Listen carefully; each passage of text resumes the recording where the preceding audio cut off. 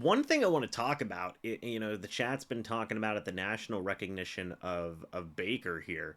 Billy, I'm gonna give you something interesting. So every week, Nick Shook from NFL.com does quarterback rankings, and this week is very interesting because Baker Mayfield moved up from number 10 to number 8, and the two guys he moved above in these quarterback rankings was Brock Purdy, who's coming in at number 9, and Patrick Mahomes, who is coming in at number 10. What are your thoughts and opinions on those rankings? Do you agree with it? Do you disagree with it? I've got it pulled up here on the screen. Baker, number 8, 26 touchdowns, 8 interceptions, 3,598 passing yards. And then you have Brock Purdy just below him with 29 passing touchdowns, 11 interceptions, 4,050 passing yards, and then Patrick Mahomes, 3,938 passing yards, 26 passing touchdowns, 14 interceptions, and 4 fumbles in there as well. Brock Purdy's at 6, Baker is at 8. But I was pretty blown away when I saw those rankings. Do you agree with them? Do you disagree with them? What are your thoughts and opinions about that? Yeah, I'm not going to overreact to Baker Mayfield playing really well right now and Patrick Mahomes playing really poorly. I think if the roles were reversed, they would be very different. Baker Mayfield has a slew of weapons comparable to what Patrick Mahomes is dealing with.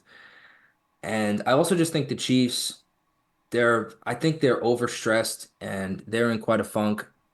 So obviously, yeah, no. Important to Baker say, Mayfield is not above Mahomes. important to say real quick. It is rankings for this year. And I even in this year, even if you had to go right now and take, Patrick Mahomes for the rest of the season or Baker Mayfield for the rest of the season on Team X, no matter how hot Baker Mayfield is, you're going to take Mahomes. I will say with Brock Purdy, I go so back and forth on Brock Purdy. I honestly have no idea if Brock Purdy is good or not. I honestly just don't know. But I would take Baker Mayfield over Brock Purdy for sure. I don't. Brock Purdy is a little bit too up and down. I think he has a lot less. I like some of what Brock Purdy does because he kind of plays really loose in a good way. He's very like I'm gonna say creative at times, but he's benefited heavily by the system and the talent around him as well. I just think Baker Mayfield has a lot more tangibles than Brock Purdy. All right, Baker Mayfield has significantly more arm strength than Purdy does, and I think that when you're up against a good team like the Ravens are a really quality opponent, I think Brock Purdy, the lack of tangibles and the reason he wasn't a high draft pick all show up in situations like that. Lack of arm strength.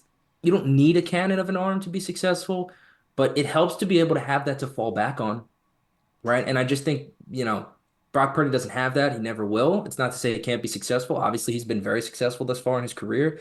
I just don't see him as a guy. To me, I'd much rather have Baker Mayfield. The Mahomes one, yes, Mahomes is in a funk and Baker's in a groove, but that's a whole nother discussion. I think before the season or maybe in the early portion of the season, I said on any given Sunday, Baker Mayfield was somewhere between the 11th and 17th best quarterback in the league.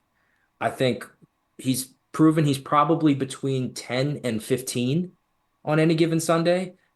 And that's doesn't sound like it, but that's a pretty big improvement. And yeah, I think I would leave him there. Could he be top 10? Sure, but he is fringe at best. I wouldn't even drop him inside. He'd be at 10 in my mind. Patrick Mahomes one is wild to me, right? Like, hey, I'm all for it. I mean, why not, right? But like in this year, Patrick Mahomes has slipped up a little bit. But Yes. I would still, like you said, rest of the year, I'd still probably take Patrick Mahomes. The Brock Purdy one is so interesting to me. I do wonder how Baker Mayfield would look in a San Francisco 49ers offense, Good right? point. I mean, would he be putting up just as good, if not better, numbers than Brock Purdy? You can I make an argument that the answer would be yeah, yes. I think it would look pretty good. So that is one that I definitely go back and forth on as well.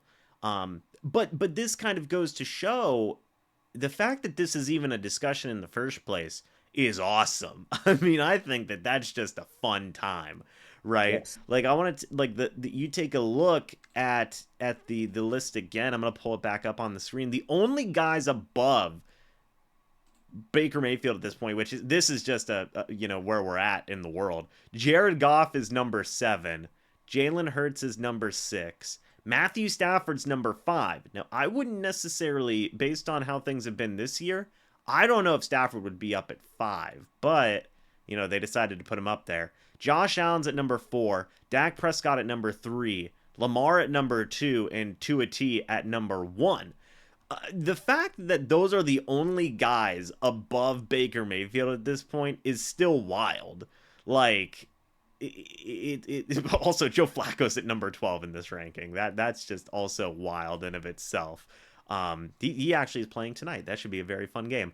But the fact that Baker is getting this much national recognition, that he is legit, in some national media members' minds, legitimately getting ranked above Brock Purdy and Patrick Mahomes with only 2 weeks left on the year in a quarterback rankings list for this season is wild, and just goes to show the growth that Yes. the Bucs have had this year to what a lot of people's expectations were.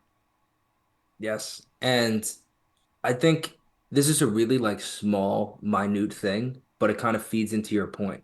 Whenever you have like a Sunday night or a Monday night game, right? And we've talked about this before, but so you'll know where I'm going.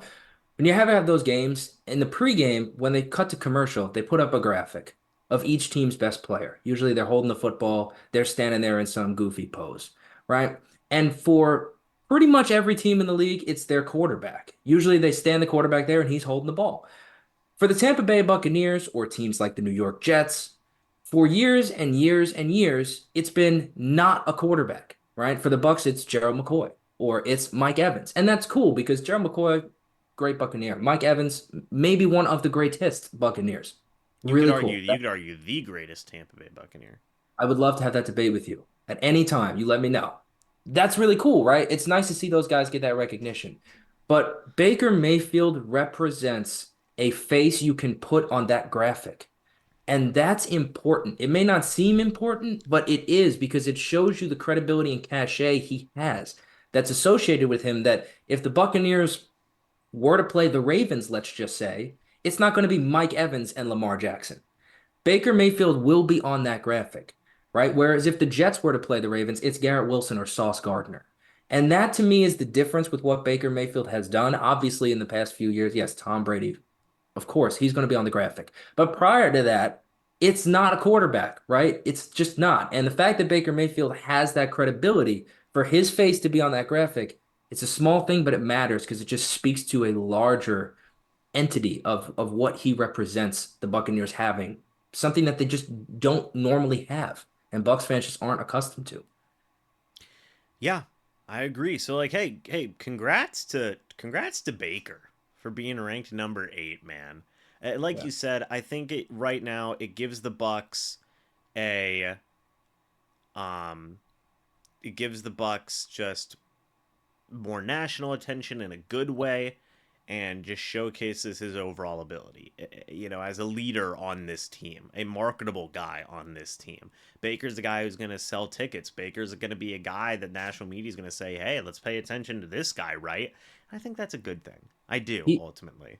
I think Tampa Bay becomes much more of a talking point because of Baker Mayfield being on their roster.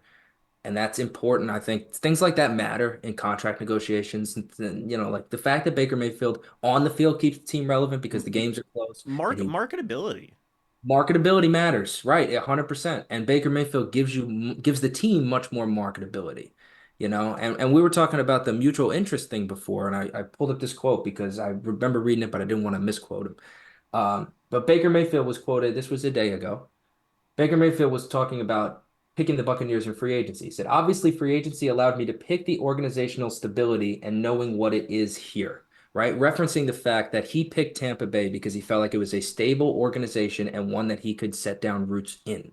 So the fact that when you talk about that mutual interest, it's got to be gratifying, right? This is the Tampa Bay Buccaneers. Remember where the team was not that long ago. To hear somebody come in and talk about the fact that the Bucs represent organizational stability and a situation you want to put roots down in, doesn't that feel good? Like, isn't that what you like? That's a good culture. That's a healthy work environment. That's what you want. To me, that's a quote that speaks to the positivity of where the team is going and that the fact that the team is trending very much upward. Yeah, I agree 100%. So Baker, hey, coming in number 8, we'll see where he lands, man. Maybe he'll finish the year top 5. I don't know. I don't know, Billy. Be a little interesting if you ask me. We'll see though. But Baker at number 8, above Patrick Mahomes, above Brock Purdy, pretty interesting stuff.